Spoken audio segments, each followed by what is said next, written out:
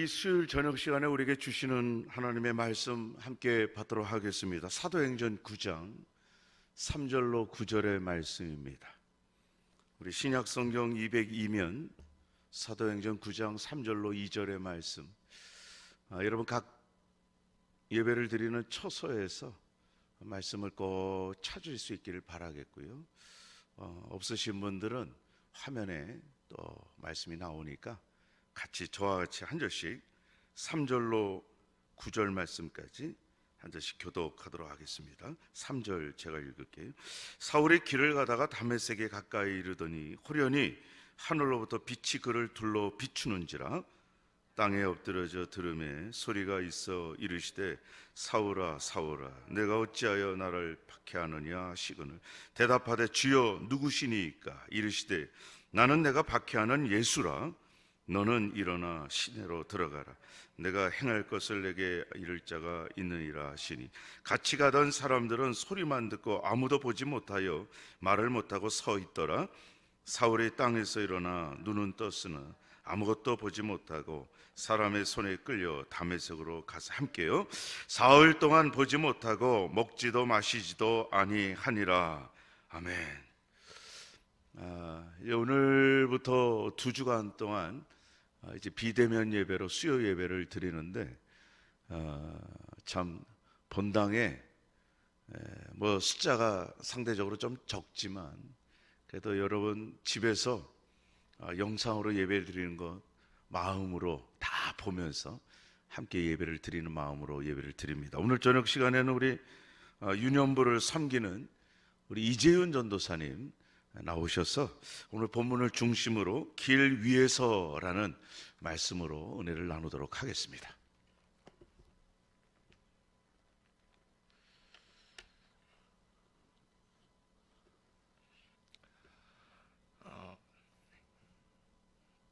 오늘 이제 길 위에서라는 제목으로 함께 말씀을 나눠보고자 합니다. 근데 이 길 위에서라는 말씀을 나눠보기 전에 저희가 간단한 문제 하나 풀어보고 길 위에서라는 게 도대체 어떤 의미인지 한번 살펴보기로 할 텐데요.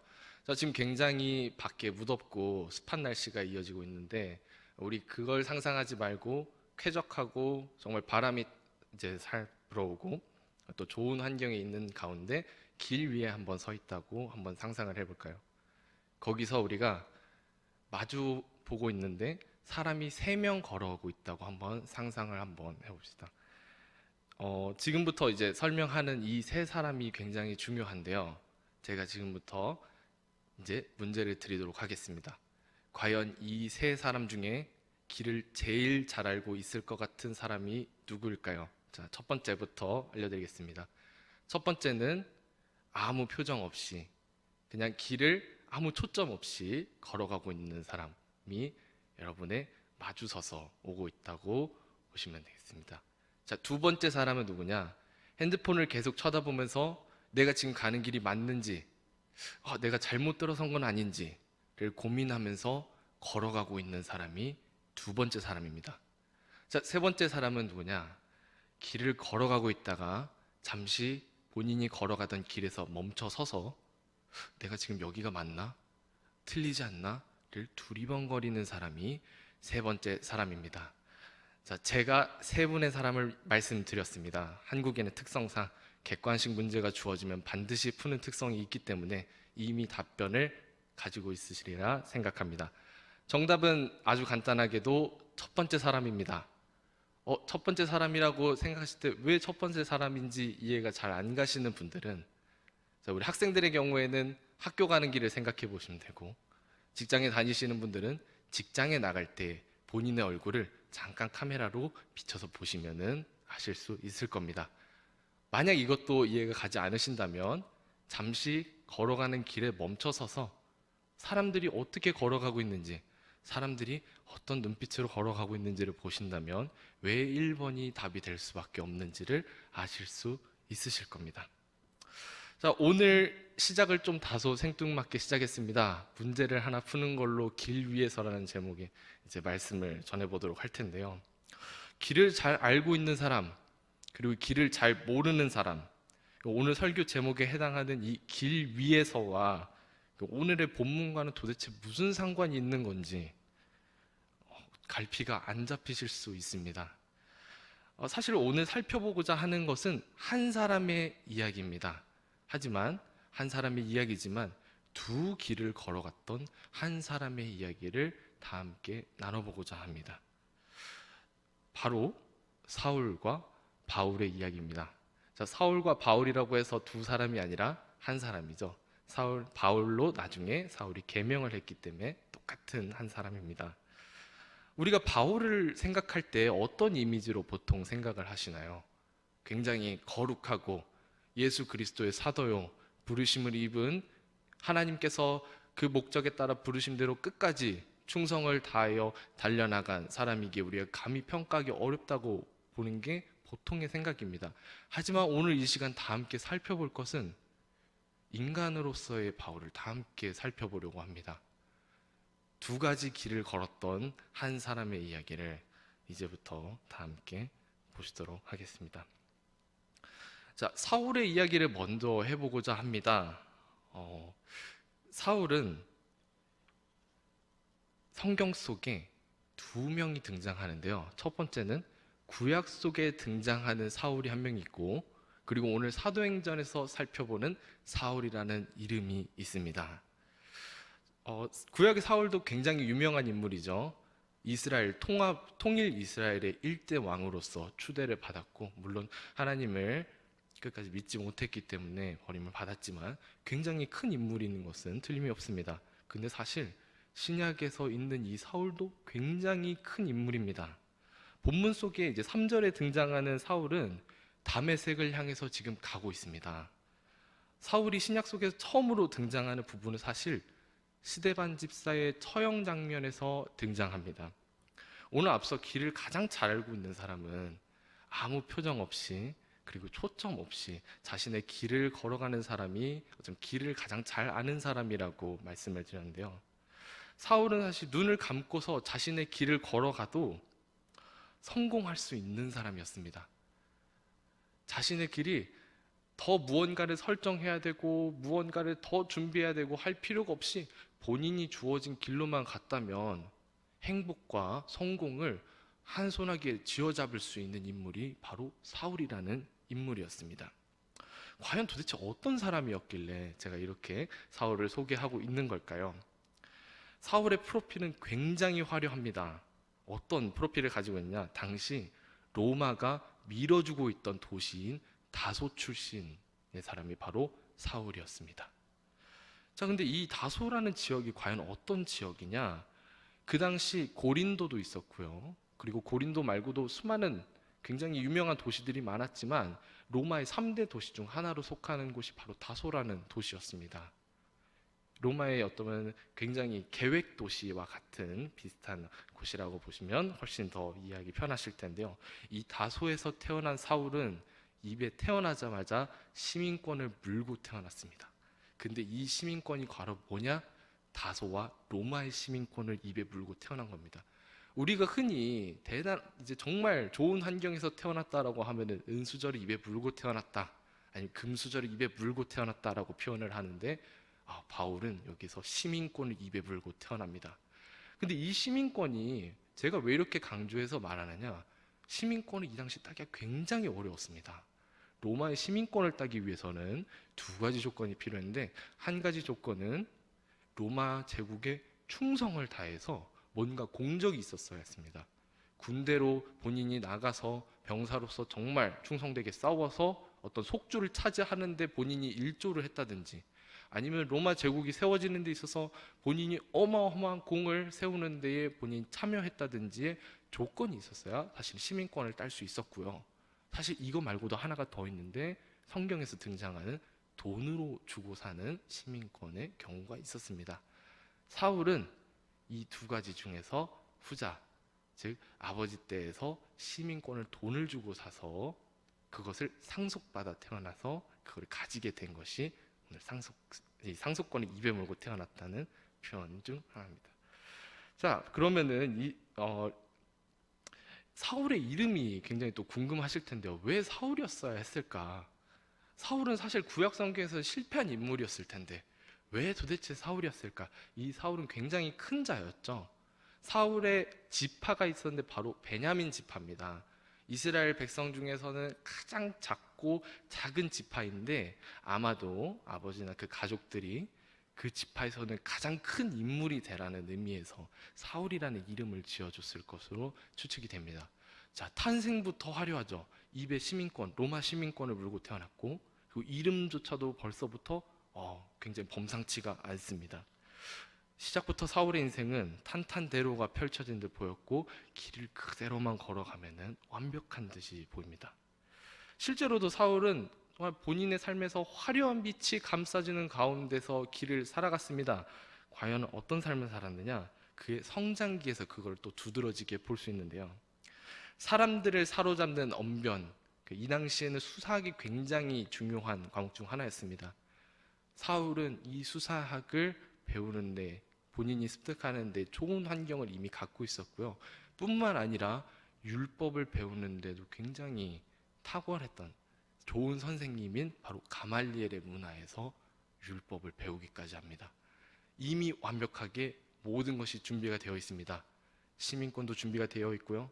본인 이름도 준비가 되어 있고요. 뿐만 아니라 본인의 교육까지도 완벽하게 준비되어 있습니다. 이제 남은 일은 바리새인으로서 조금 더 살아가다가 사내들인 같은 공리에 본인이 참여하든지, 아니면 유대 사회에 있어서 본인이 중심 역할이 되어 중추적인 사람으로 살아갈 것인지만 사실 선택하면 되는, 어쩌면 행복한 고민만이 남은 것처럼 보입니다.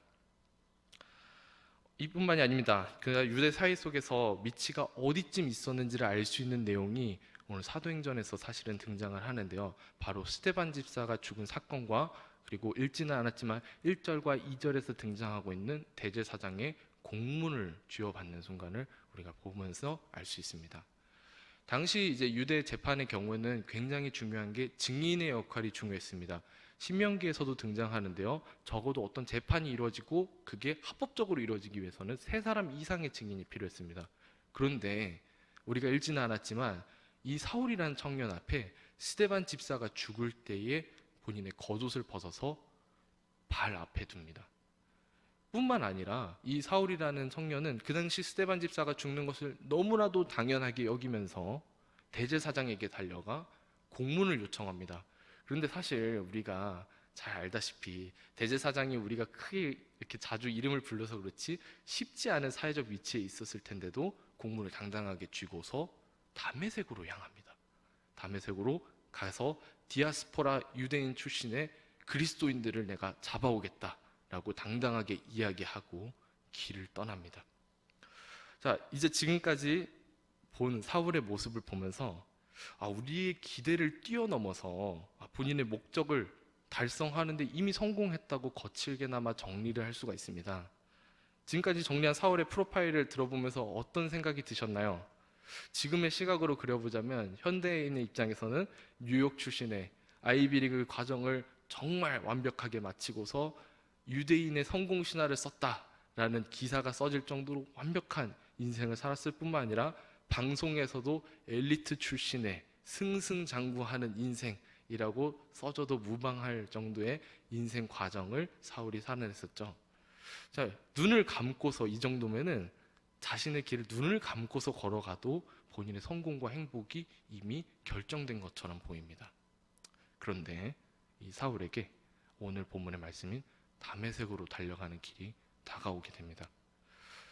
바울이 향했던 다메섹이라고 하는 도시는 예루살렘으로부터 217km가량 떨어져 있습니다. 이게 잘 이해가 안 가신다면 쉽게 말해서 우리가 서울에서 차를 타고 남원 톨게이트까지 가는데 거리는 거리 정도입니다. 생각해 보면은 그렇게 먼 거리가 아니죠. 지금으로 따져도 내비를 돌려보면은 막히지 않으면 3시간에서 4시간이면 갈 수 있는 거리입니다. 자동차로 해서 간단 말이죠. 근데 이 당시에는 안타깝게 교통이 그렇게 좋지 않아서 말을 타고 이제 보통 이동했어야 했고, 주로 걸리는 거리 시간이 5일에서 6일 정도를 가야 하는 거리였습니다. 그러니까 쉽지 않은 거리였죠. 그런데 오늘 이 청년 사울은 그리스도인들을 붙잡아야겠다는 그 일념 하나로 그런 것에 개의치 않고 달려갑니다. 다메섹에 가서 그리스도를 믿는 사람들, 예수를 그리스도라 믿는 사람들, 시인하는 자들을 내가 붙잡겠다. 이 사람들이 하나님 앞에 봤을 때는 악인임에 틀림없어 라는 마음속에 다짐을 가지고서 달려가고 있는데, 하필 이 사울에게 예수 그리스도께서 다가오셔서 만나주십니다. 사울의 눈에 밖에 보이지 않는 예수 그리스도, 안타깝게 주변에 있는 여러 사람이 있었음에도 그 사람들은 소리만 들었을 뿐 예수 그리스도께서 보이질 않고 사울의 눈에만 예수 그리스도가 보였습니다. 그리고 평생 한 번도 감겨본 적 없던 눈이 감겨져 버립니다. 본인이 눈을 뜨고 그대로 달려가기만 하면 성공이 놓여져 있고 행복이 놓여져 있고 자신의 목적을 쟁취할 수 있는 완벽한 환경이 뜨일 수 있게 하는 본인의 눈이 여기서 감겨버리고 맙니다. 아이러니하게도 이때 사울의 눈을 가리켜서 성경은 뭐라고 하냐? 눈은 떠져 있으나 가려워졌다고 이야기를 합니다. 그리고 사울이라고 하는 이 큰 이름이 나중에 어떻게 바뀌느냐? 바울의 이름이 작은 자란 뜻입니다. 사울의 이름은 그 당시 가족들의 염원 혹은 지파의 염원, 가족들의 염원을 모두 담아서 정말 큰 사람이 되라는 인물이 되었으면 모르겠는데, 이 사도가 된 바울의 이름의 뜻은 아이러니하게도 작은 자라는 뜻입니다. 이후 신자가 된 작은 자 바울의 삶은 앞서 보았던 완벽한 삶과는 정말 동떨어진 삶을 살게 됩니다. 어떤 삶을 살게 되느냐? 예수를 그리스도라고 고백하면서 다메섹에 들어가서 유대인들에게 이야기하자 이 유대인들이 어떻게 반응했을까요? 너가 우리를 죽이려고 수를 쓰는 거다. 이렇게 고백하면서 우리를 붙잡으려고 하는 거지? 라는 의심을 첫 번째부터 받게 됩니다. 벌써부터 시작이 좋지 않습니다. 두 번째, 이뿐만이 아닙니다. 본인을 사도라고 고백하면서 내가 예수 그리스도의 사도야, 나는 부르심을 입은 자야 라고 하는데, 이에 대해서 많은 사람들이 반발하며 인정하지 않았던 게 사실은 바울이 쓴 편지에 앞부분들을 보면 나오는 그 본인이 사도라고 계속 변호하는 내용들이 사실은 그 내용입니다. 살면서 계속해서 사도임을 부정당하고 다른 사람들에서 인정을 못 받는 것에 대해서 굉장히 아픈 마음을 가질 수밖에 없었던 삶을 살았던 거죠. 또 뿐만 아닙니다. 사도로 부르심을 받고 이에 대해서 변호하면서 사는 것도 벅찬데, 바리새인 중에 바리새인이었던 본인을 향해서 유대인들이 뭐라고 하느냐? 예수가 단 하나밖에 없던 구원자다라고 얘기하면서 나는 바리새인 중에 바리새인이야 라고 얘기하지만, 같은 민족이었던 유대인들에 의해서 살해 위협도 받고요, 심지어는 돌도 맞기도 하고요, 그 위협 속에서 쫓겨다니기까지 합니다. 그리고 바울이 이뿐만이 아니라 자기가 스스로 고백하는 내용도 있습니다. 본인이 어떤 삶을 살았는지, 본인의 선교 가운데 어떤 일이 있었는지 고린도후서 11장 24절에서 27절에서 이렇게 고백을 합니다. 어떻게 고백하느냐? 그가 회심한 후에 그를 기다리고 있었던 것은 매, 태영이라고 표현했지만 매와, 그리고 날아오는 돌들, 이름도 없는 바다에서 수장이 될 뻔한 일들을 언급하면서 본인이 삶이 이렇게나 처참하고 어렵다는 것을 편지에까지 써가면서 보여주고자 했습니다. 이런 외적인 위협들 뿐만 아니라 사실 바울은 굉장히 또 머리 아픈 내적인 아픔들 또한 가지고 있었는데요. 바울이 직접 선교를 하면서 세우고 그리고 북돋아주고 응원했던 교회들 사이에서 발생했던 수많은 문제들로 인해서 편지를 거듭거듭하며 써가면서 이렇게 해결해야 된다, 그리고 이런 태도로 우리가 살아가야 한다라고 얘기했지만 실상 제대로 해결되지 못한 것들이 너무 많아서 평생을 가슴 아파하면서 살았고요. 또 뿐만 아니라 바울과 함께 동역했던 동역자들이 본인을 떠나가는 일조차도 경험을 했습니다. 그리고 이뿐만 아니라 동역자들이 넘어갈 때에 거짓 교사가 되어 넘어가는 것까지도 본인 눈으로 보게 되는, 정말 내적인 삶조차도 굉장히 피폐한 삶을 살기까지 이릅니다. 이런 살얼음판을 걷는 듯한 바울의 길은 평생 희뿌연 안개 속에서 걷는 것처럼 불분명해 보이고, 성도요, 사도요, 섬기도록 하신 예수 그리스도께서 보이지 않는 것처럼 보입니다. 결국 이러한 바울의 길은 어떻게 마무리가 되느냐? 64년에 목이 잘려 죽음으로써 마무리가 됩니다. 지금까지 제가 이야기했던 일들은 바울이 자신에게 맡겨진 길을 걷는 동안 벌어진 일들이었습니다. 다메섹에서 예수 그리스도를 만나서 예수를 그리스도라 고백을 하고 평생 그분에게 충성을 다하며 그분의 뜻에 따라서 살겠다고 했던 바울의 삶이 왠지 왜 이렇게 외롭고 힘들고 단 한순간도 쉬운 게 없는지 오히려 고개를 갸우뚱거릴 수밖에 없는 순간들이 계속 이어집니다. 자, 그럼 바울은 불평불만을 했을까요? 이 길을 걷는 것에 대해서 내가 더 이상 이 길을 못 걷겠다고 고백했을까요? 아니요. 디모데후서 4장 7절에서 고백한 바울의 고백은 전혀 그렇지 않습니다. 내가 선한 싸움을 싸우고 나의 달려갈 길을 마치고 믿음을 지켰다라고 고백을 합니다. 그리고 이 고백이 그냥 고백이 아니라 기쁨 가운데서 바울의 고백이 이어지게 됩니다. 사실 사울일 당시에 그에게 보장되어 있었던 성공적인 삶, 확실한 정체성, 그리고 유대인 그가 가질 수 있었던 수많은 특권들, 시민권들 이런 것들이 사실은 바울의 삶에서는 드러나지 않는 것처럼 보입니다. 유대인으로도 이방인으로도 인정받지 못했던 바울의 도저히 이해할 수 없는 이 고백은 과연 어떻게 해서 가능했던 것일까요? 그리스도인으로서 길을 걷는 우리에게도 이 고백은 과연 가능할 수 있는 걸까요? 매 순간 전쟁과 같은 삶이 펼쳐졌던 바울의 길이 기쁨이 될 수 있었던 이유는 그가 얼굴을 직접 보지 못했지만 그와 같은 길을 걷고 있는 이들을 위해서 썼던 편지인 로마서에서 발견할 수 있습니다. 특히 로마서 8장에서 18절부터 시작되는 단락은 그리스도인이 고난 속에서 바라는 소망과 우리가 어떻게 해서 그러면 이 소망을 가질 수 있는지를 이야기하고 있습니다. 특히나 8장 26절과 27절에서 이를 뚜렷하게 이야기하고 있는데요. 제가 26절과 27절을 한번 읽어보도록 하겠습니다.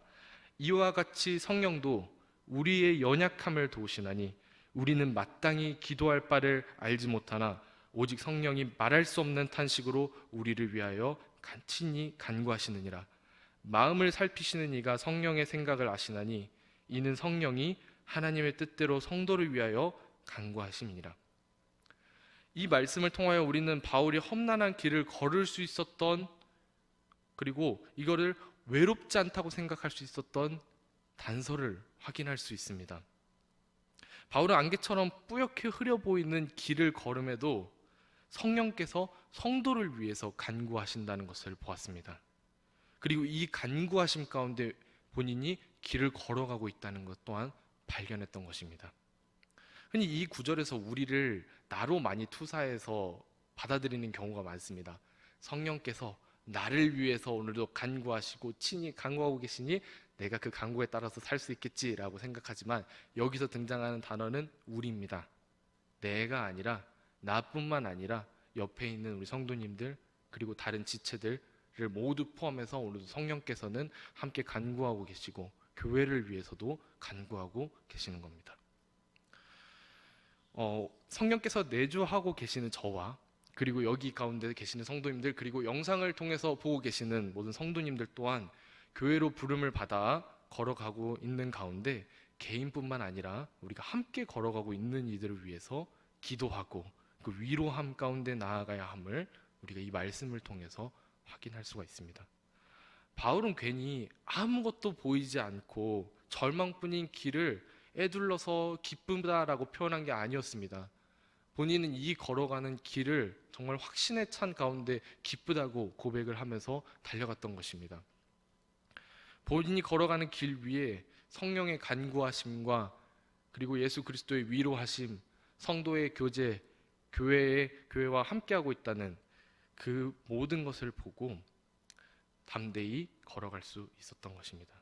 세상의 가치와 시각이 주는 안전함을 떠나서 예수 그리스도를 믿기로 작정하며 삶을 살아가는 우리는 오늘 바울이 몸으로 터득했던, 체휼했던 모든 것을 그대로 묻어나오는 위로를 우리가 함께 확인할 수 있습니다. 그리스도인을 가리켜 흔히 순례자라고 표현을 합니다. 천국의 소망을 두고 나그네로서 길을 걸어가는 존재를 의미합니다. 너무나도 분명한 목적지를 향해서 걸어가고 있지만 그리고 한 발자국씩 매일마다 떼어가고 있지만 사실 우리는 하루 앞에 일을 알지 못한 채 매일 걸어가고 있습니다. 어떤 때에는 내가 길을 정말 잘 가고 있는 것인지 그리고 어떤 때는 혹시라도 내가 길을 잘못 가고 있는 게 아닌지라는 고민 속에서 한 발자국씩 떼어나갈 때가 정말 많습니다. 뿐만 아닙니다. 코로나로 인해서 현재 지금 일상이라고 불러왔던 모든 것들이 바뀌어 버렸습니다. 그리고 머나먼 꿈처럼 지금 남아있는데, 이뿐만 아니라 살아가고 있는 문제는, 우리의 생존에 또한 문제는 우리를 더욱더 옥죄어오고 갑갑함과 혹은 난감함 속에서 매일을 자신할 수 없을 때가 너무나도 많습니다. 그럼에도 불구하고 오늘 우리가 멈춰 설 수 없는 것은, 우리가 길을 걸어갈 수밖에 없음은 외로운 길을 걸어가고 있는 듯하나 성령께서 우리를 위해서 간구하고 계시고, 또한 우리는 알 수 없지만 우리를 위해서 간구하고 있는 지체들이 함께 있기에 우리는 이 길을 걸어가고 있음을 고백할 수 있습니다. 또한 우리가 오늘 보았듯이 우리가 걸어가고 있는 이 길은 바울만 걸어간 게 아닙니다. 믿음의 선진들도 함께 걸었고요. 그리고 예수 그리스도께서도 함께 이 길을 먼저 걸어가셨습니다. 우리의 힘만으로 이 길을 걸을 수 없을 때가 너무나도 많습니다. 그때에 세상이 줄 수 없는 예수 그리스도의 평안과 위로하심이 우리의 옆에 서 있음을 잊지 않고, 이 시간 말씀 하나를 읽고서 마무리해 보려고 하는데요. 바울이 2000여 년 전에 로마로 가기를 힘썼지만 로마에 교회가 세워져 있다는 소식을 듣고 정말 애가 타면서 어떻게 하면 이 성도들이 예수 그리스도의 복음을 정확히 받아들이고 삶을 살아갈 수 있을까, 어떻게 하면 이 성도들이 나와 같은 이 어쩌면 외롭고 힘들고 보이지 않는 길을 걸어감에도 하나님 앞에 담대히 걸어나갈 수 있을까를 고민하면서 썼던 편지인 로마서 8장 28절을 읽음으로 마무리하고자 합니다. 자, 우리 다 같이 한번 읽어보도록 할까요? 8장 28절 같이 읽겠습니다. 우리가 알거니와 하나님을 사랑하는 자, 곧 그의 뜻대로 부르심을 입은 자들에게는 모든 것이 합력하여 선을 이루느니라. 예수 그리스도의 위로하심과 그분께서만 주실 수 있는 소망이 어쩌면 외롭고 세상의 손가락질하는 이 길을 걸어가는 동안에 담대히 걸어나갈 수 있고 그 힘이 될 수 있기를 소망합니다. 다 함께 기도하시겠습니다.